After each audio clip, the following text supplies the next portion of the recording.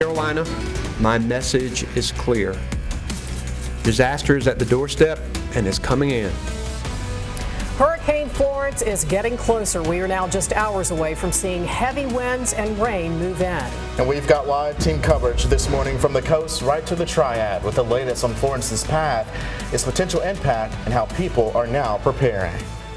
And Hurricane Florence is now a Category 2 storm. But that does not mean it's any less dangerous. Let's send things right over to meteorologist Brian Slocum with the latest on Florence's track. Brian? We can't stress that point enough. If you consider Matthew and Sandy were both Category 1 storms and look at the devastation they did over the past 7 years or so, this storm is huge in scope. The wind field is very big and the rain shield is too. Already getting closer to the coastline. The satellite view reveals a couple of things that have happened over the last 24 hours or so. We saw the reason why we think it's been downgraded a bit is it experienced some wind shear in the southern flank that has kind of disrupted some of the thunderstorm development on the southern side of this thing, and it's kind of weakened the winds around the center. Having said all of that, though, the wind field within the storm has expanded since yesterday. 80-mile-an-hour hurricane force winds extend 80 miles outside of the center of the storm, and tropical storm force winds are nearly 200 miles out from the center. Those are wind speeds, generally speaking, above 40 miles per hour, and that's what we're kind of expecting from time to time here in the Piedmont Triad. It's going to be a slow mover too, and that certainly could cause catastrophe in coastal areas as it begins to kind of arc its way in later on tonight.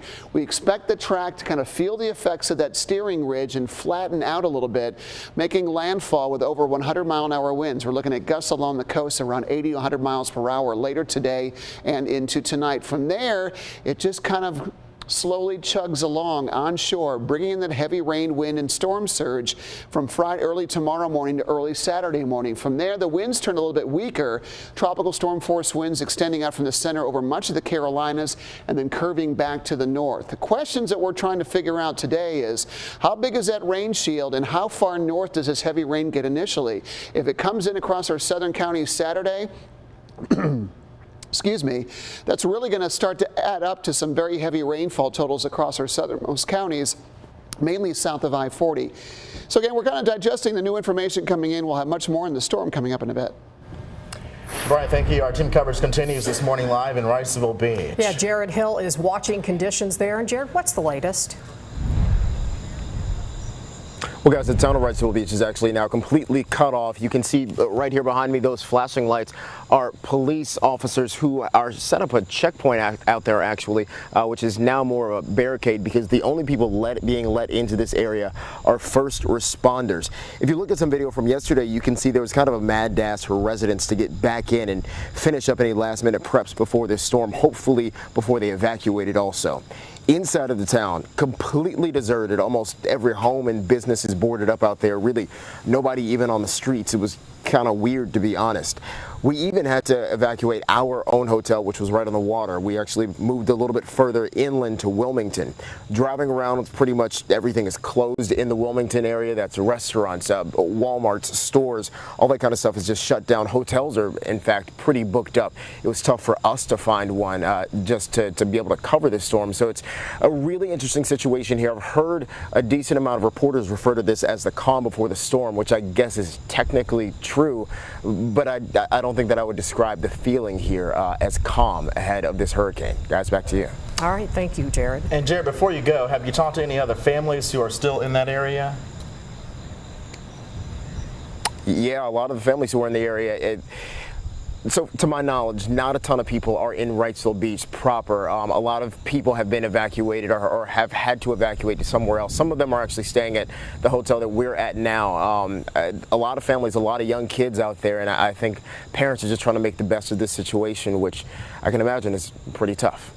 Live in Wilmington, Jared Hill, WXII 12 News. All right, Jared, we appreciate it. Thank you so much.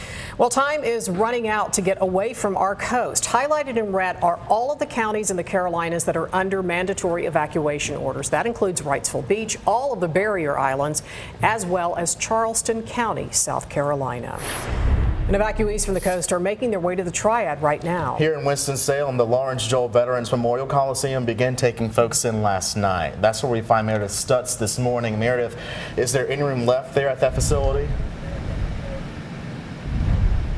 Devante, there is. Yes, the shelter opened its doors last night around 6 o'clock and about a dozen people showed up, but it has capacity for 1,000. The Red Cross emergency shelter here expects to be open for 2 weeks. It had to be open, the Red Cross says, because other shelters in the state were filling up or in the storm's path. It is free and provides guests with food, water, showers, heat, and a safe place to be compared to the fury of Florence. Now, you do need to bring pillows, blankets, and necessary medications. People also have access to Red Cross resources, we're told, that can help people get home, clean up, and rebuild if necessary. This morning, we spoke to a Wilmington couple that are waking up here, that they came all the way from Wilmington. Now, their kids stayed near the coast, but they decided to move inland, a move they say is worth it.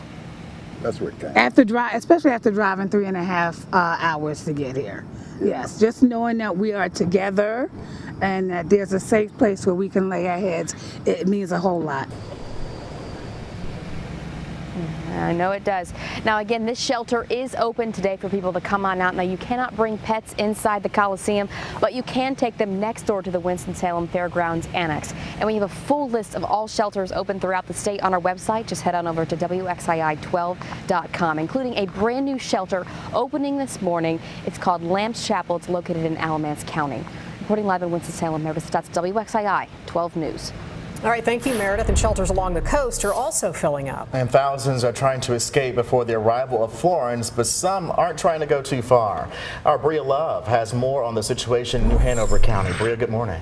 Good morning, Kim and Devante. That's where Wrightsville Beach and Carolina Beach are located. 4 shelters are nearing capacity there, with a 5th one opening just last night. For the people who were turned away, buses were on hand to take them to Wake County and Winston-Salem. Officials in New Hanover County say they have enough food and water to feed people for 60,000 people per day for at least 4 days. Looking ahead in the Piedmont, several other shelters are open today.